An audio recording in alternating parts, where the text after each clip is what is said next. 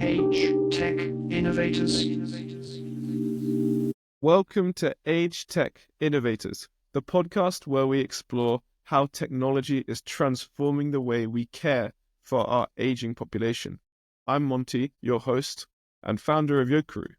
Each week, we chat with inspiring leaders who are making a real difference in the lives of older adults, sharing innovations and ideas that help support and uplift those who need it most. Join us as we work together to build a brighter, more caring future for everyone involved. Now, let's dive in. So, to start off with, can you give me a rundown of who you are and what you do in 60 seconds? I'm with Aaron. Hi, Monty, and hello, everyone who's listening. So I'm Aaron Edwards. I'm the National Programme Manager for Telecare in Wales. So I work for an organisation called Tech Cymru. We've recently moved directorate, so we now sit within the NHS executive in Wales. So yeah, effectively, it's a brand new NHS office with various national programmes that sit alongside us. So it's nice to be around other national programmes involved in primary care, secondary care, community care, etc. And I've got a second role as well as a board member with Social Care Wales, who are the workforce regulator for social care and domiciliary care workers in Wales. Thank you so much, Aaron. It's such a pleasure to chat. I know that we've been chatting on and off for a while, and honestly, really appreciate your time today. I'm excited to hear some of your opinions, some of your perspectives. Thanks for the invite. So you've been involved in this sector for quite a long time, and it seems like a lot of people who do get involved in this sector have a story, have a reason. Why did this sector supporting people, vulnerable people, call to you? How come you've stayed in it for so long? And how did you get into it? It's more about how I've stayed into it as opposed to how I joined it. I mean, I've got to be completely honest.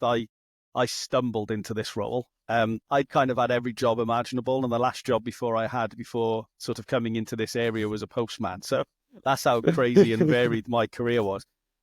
So yeah, I just answered an advert in the paper. So I suppose that does age me a little bit in terms of it wasn't a job I got online. It was a job advert in the local paper, the South Wales Echo. There was a job for 10-hour a week contract to go and do to be a control center operator. So I interviewed for it, didn't get the job. So I ended up joining the council in a different role as like a benefit coordinator. And then within a week, they phoned me back and said, "Look, we really liked you, but we can offer you a post for 10 hours a week if you want to come along." So yeah, I ended up working there as a bank member of staff as a Telecare operator. So I started in 2010 with Cardiff Council, their Telecare service, and gradually worked my way through the ranks there. Spent 2 years as an operator, absolutely loved it. What a crazy job. So hard, so challenging and varied, which sort of keeps you on your toes. But I wanted to do something else. I wanted to learn more about the space. So ended up being an installer, again, for another 2 years. Tend to get the 2-year itch. Started installing social care packages of Telecare. So anything other than a pendant was how we likened that in Cardiff. So it was things like bed sensors, epilepsy sensors, door sensors.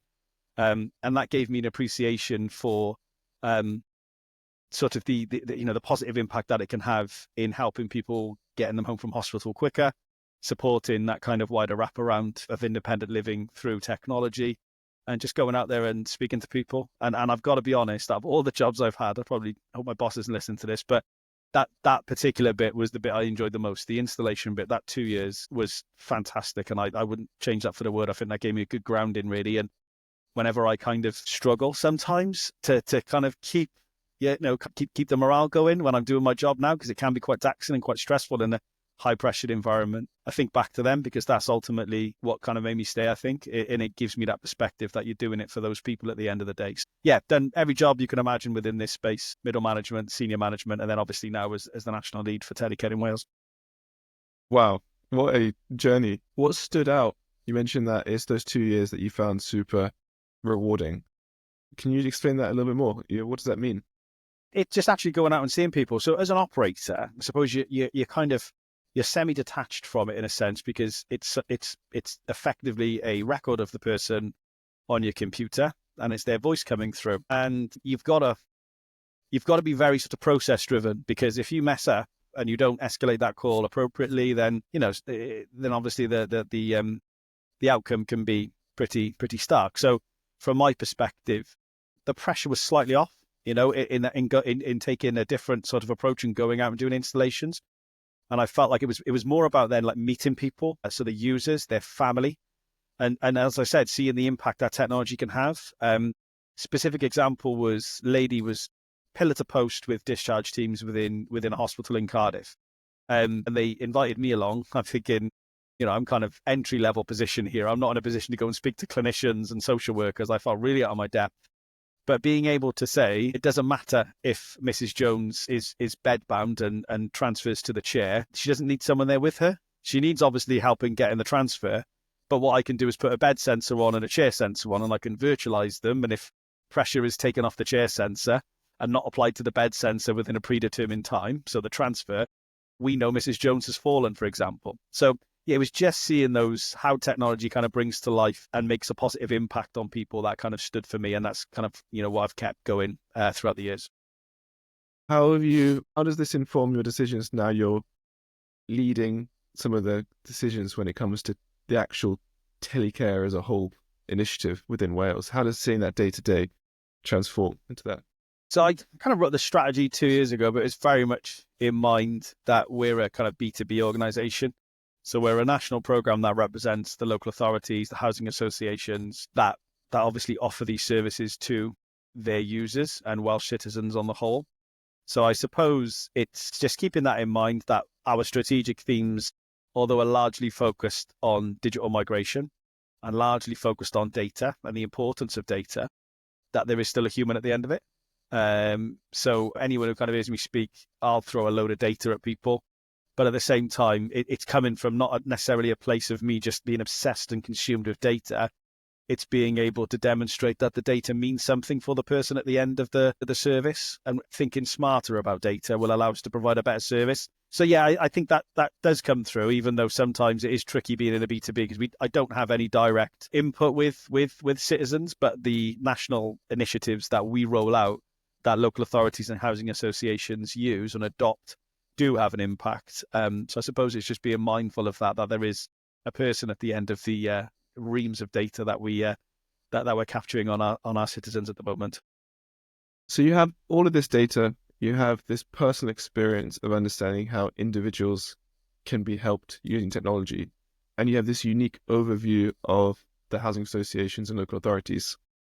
With the population of elderly people set to double by 2050, where do you think the key opportunities for innovation are in this space? Now you have the data and you have the bed of users. Yeah, so building off that aging population, the average age of a Telecare user in Wales is 86. The average length of stay is 4.2 years.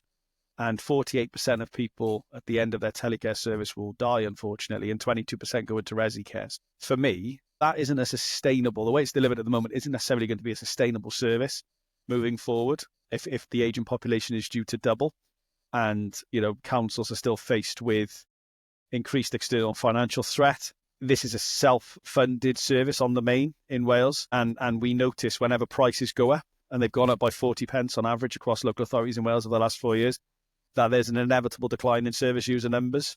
So there is a need to increase the service user numbers.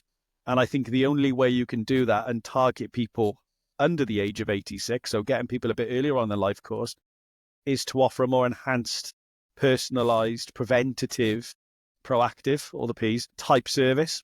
So for me, some of the key opportunities are around telehealth adoption. I think that may bolster the offering. We've got a telehealth program that runs alongside ours, and we recently awarded the NHS telehealth contract to a company called Docla. So we're already trying to unpick the synergies between what that can offer for Telecare. I think another opportunity would be AI and predictive analysis. Everyone talks a good game about AI. I'm a big advocate for it, but obviously the safe, robust use of it with good, solid governance wrapped around it as well. Smart homes and assistive tech, IoT devices, smart lighting, voice-activated assistants, the usual stuff, which in turn you'd assume could give you personalised care plans and make that more appropriate, using tech as the enabler for that. And I think it's sort of selfishly within Wales, response services for me has always been a big one. We had one in Cardiff. So if someone did fall, we were able to get eyes on pretty quickly and within 20 minutes. Whereas, ambulance response times for someone who's fallen in Wales and it's an amber call, you're looking at sort of 2.5 hours. By then, it's a long life fall, and that person is inevitably, or more often than not, 2/3 of the time is going to be escalated to the hospital. So, I mean, that's not necessarily an innovation per se, but smarter, more enhanced responder services is definitely something that I think could help, but not operating in silo, tack it into sort of integrated care pathways as well to provide a sort of wider wraparound. It was really interesting to hear your specific stats about the average age of a Telecare user and how long they use the service. And you mentioned that it's not a sustainable service currently with how it's delivered. What does that mean? Well, it just means it's a self-paid service, isn't it? So, we've already had the announcement about the winter fuel allowance this week, etc. So, if the average age is 86, they may choose to prioritize heating bills over their Telecare service if they feel it's of no value. If you're a family member concerned about a loved one, or if you are the user themselves, the citizen themselves that wants, let's call it remote monitoring from your local authority, the only option you've got at the moment is to receive Telecare, is to receive a button in a box and other various reactive peripherals around the home. But let's keep it simple. The only option you've got is a button in a box for 24/7 monitoring. Well, let's say you're in your 70s, you've never fallen, you don't consider yourself frail. You might be early onset, you might be sort of early in the frailty cycle. It's not going to be beneficial for you paying a £5 a week. You're not going to see the benefit of that service because you've never fallen. You've never experienced what it's like to have an isolated fall. It's not going to be of any value to you. You think, and you'd be right in thinking, you're better off buying a Fitbit and monitoring your own health and well-being. So why can't we integrate? I'm just using Fitbit as an example. Sorry, a smartwatch. Then why aren't local authorities maximising that kind of private pay, which is an obligation following the Health and Social Care Act of 2014 in Wales, to citizens to buy devices that aid in their health and well-being? And why aren't we using that data now to inform care plans and decision-making in the long term for those individuals? So for me, it is about kind of just expanding upon that offering at the moment, which at the moment is reactive and is a backstop. It's not necessarily that sort of shift left approach that we need to take. I was talking to a company recently who have been talking about the huge opportunity for private pay, which has never fully been realized. This self-funded approach. You mentioned that it'd be really great for the local authorities to promote and provide more awareness around this private payment model, the self-funding model. What do you think the barriers are towards individual households being more enthusiastic about self-funding? I suppose from my perspective in the council, it was largely down to lack of buy-in from senior leaders. So not necessarily just Cardiff, that's a wider kind of thing around the UK. And Cardiff were very forward-thinking in their approach to Telecare, but it wasn't part of the social care directorate. So someone phoning through to the information advice and assistance team, the IAA team in Cardiff, would be provided with the Telecare phone number, and they would have to go and ring them themselves. So it wasn't joined up in that sense. So my point more largely around the private pay is more around a sort of a tech private pay offering. And I know this happens more broadly with some of the private companies providing services, but I think local authorities are lagging behind a little bit, really. For me, it's not so much from selfishly as a program manager who's sort of obsessed with the data. I think it would be really interesting to start capturing some of the data metrics and rewarding citizens for that as well. So giving them an incentive to share their data, because, ultimately being able to risk stratify the population on the whole would be, a unique advantage that we don't necessarily have at the moment, I don't think. If you could risk stratify, what would that mean? Just from our perspective at the moment, if we were to take this as what is realistic, I would apply risk stratification models to frailty, so individuals living with frailty. Because if you can get to someone early within the frailty cycle, then a lot of the academic research points to a slower decline into sort of more comorbidities that are associated with you being further down the frailty cycle. So in Telecare, for example, I mean, if we take, I know falls isn't frailty, but it is linked. When the last sort of year, when I was during COVID, we had someone work from home. So rather than her sat there twiddling their thumbs, what I did was get got her to phone people 2 days after they'd fallen and ask them a series of questions. And what we found was that the majority of falls were deemed, from the citizen mind, so you've got to take it with a pinch of salt, were deemed to be strength and balance related. There was a sort of 66%, 67% were strength and balance related. Now, in my opinion, that is a preventable fall. So there would have been precursors to that. So that would have been perhaps a decrease in steps. It probably would have been a decrease in sleep quality, possibly a decrease in hydration, a decrease in normal eating, so dietary issues, possibly a decrease in grip strength. So we know a 5 kilogram reduction in grip strength over a predetermined time is a clinical sign of frailty. So it's an early indicator of frailty. So all of this kind of stuff that you could be capturing remotely could have led to a better outcome for possibly a lot of those people who were falling. And in Cardiff, there's almost a bit, I'm quoting Cardiff because it's my old stomping ground. I know I represent Wales, but it's easy to use their data. But pretty much 50% of their fallers or people who've fallen were repeat fallers for the previous 12 months. So you only really had, the number of repeat fallers outweighed the number of unique fallers or individual fallers.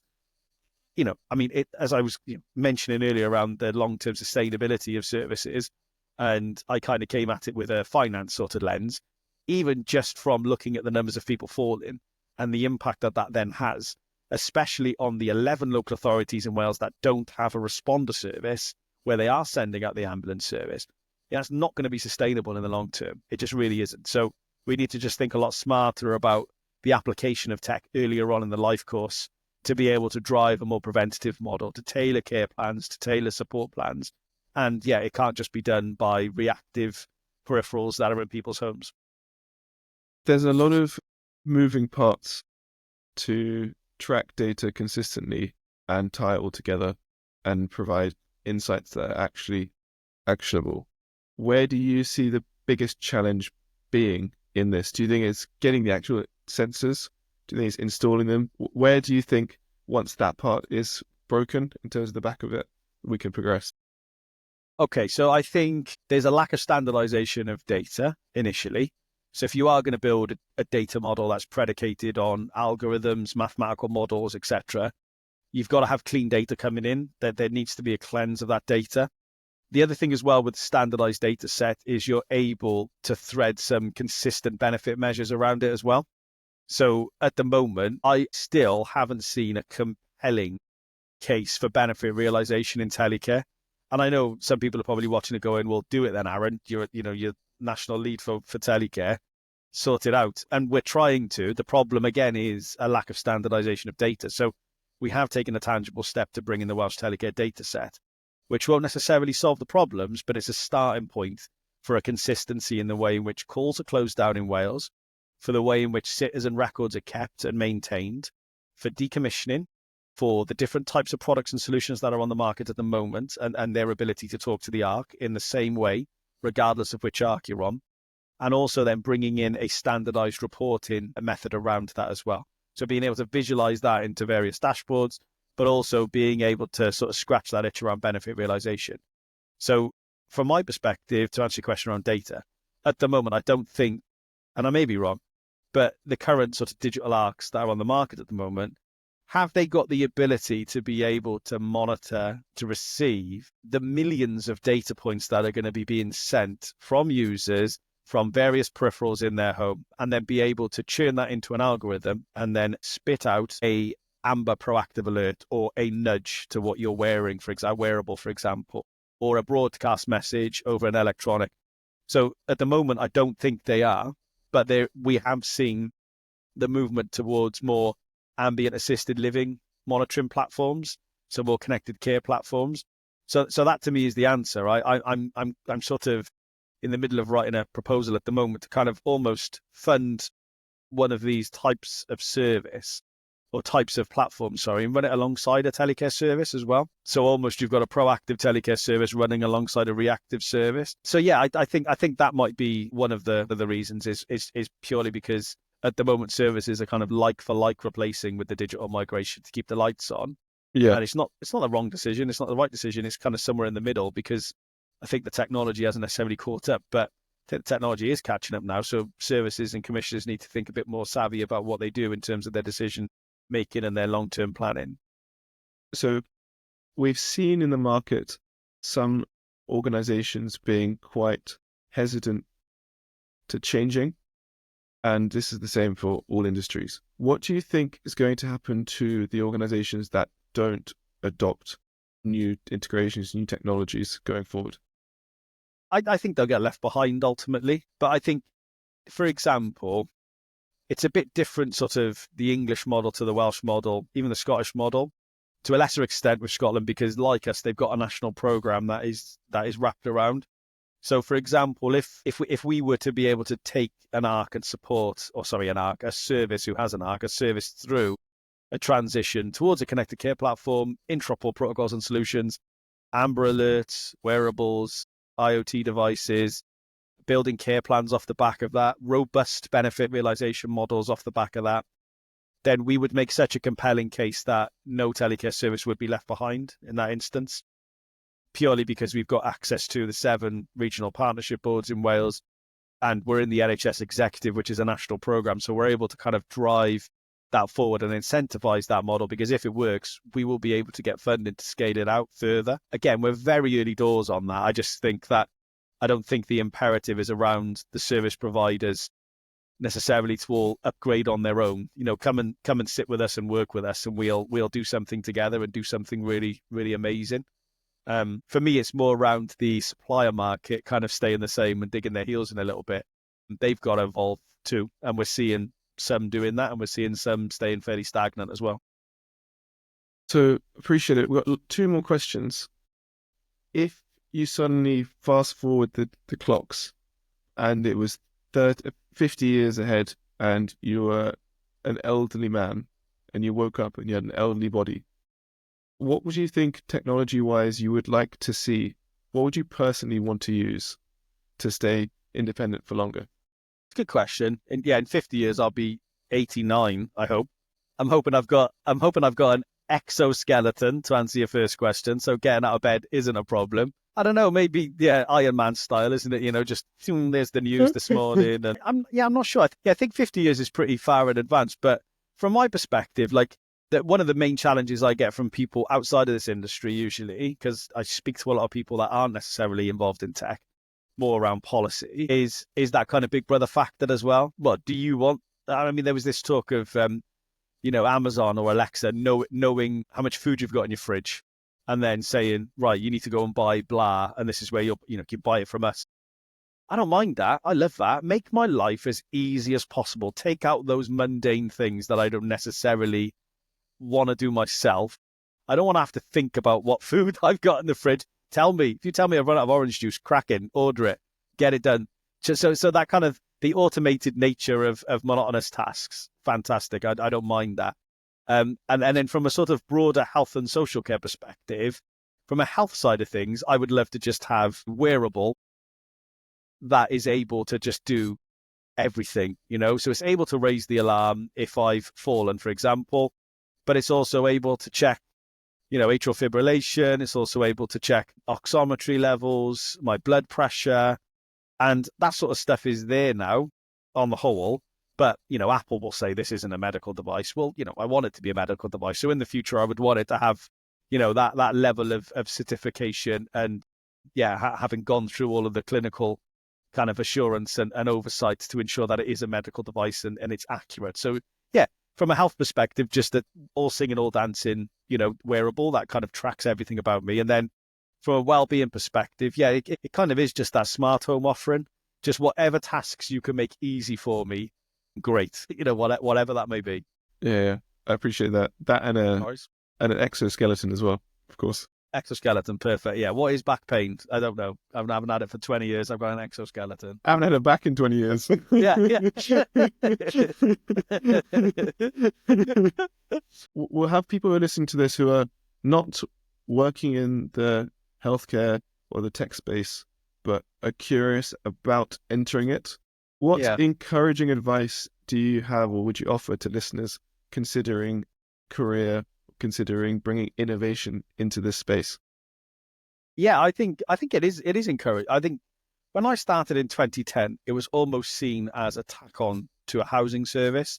So, you'd gone from all of these different care homes, for example, having pull cords, and now they've just portabilized them and put them on your wrist as a pendant. So it wasn't necessarily seen as a technology service. I always saw it as a technology service. And, I would kind of be at odds with sort of some of the other members of staff who were treating it more as a housing service and didn't necessarily care about that. Well, not to say care, sorry, but wouldn't be confident. They wouldn't be digitally literate to be able to kind of give advice over the phone to someone whose bed sensor wasn't working, for example. So I think that's why I went into that installation bit, was to learn way more about the tech. So that's always been a bit of a thing for me. So I would say this, in another 10 years, it's going to be a completely different type of service. It will predominantly be a tech service. I fundamentally agree with that. It'll be a tech, data and innovation type service. But the housing bit, the social care bit, the local authority, the health, third sector, all of that plays such a crucial role in ensuring that it's a tech service that is viable, that actually works and adds value. But fundamentally, for me, it is a tech service. So for anyone coming into it now, there's a multitude of gaps that are still yet to be plugged. I've named benefit realization, I've named data standardization, I've named AI. There's loads of gaps to plug. And so, yeah, I think it'd be a fun space to work in for another 30 years. I don't think I'll be here another 50, but yeah. Well, it's been a pleasure. I've learned so much and I really appreciate your insights. Thank you so much, Aaron. It's been great. No worries. Thanks for having me, Monty. Cheers. Awesome. I'll catch you in a bit. Bye. Thanks. Bye.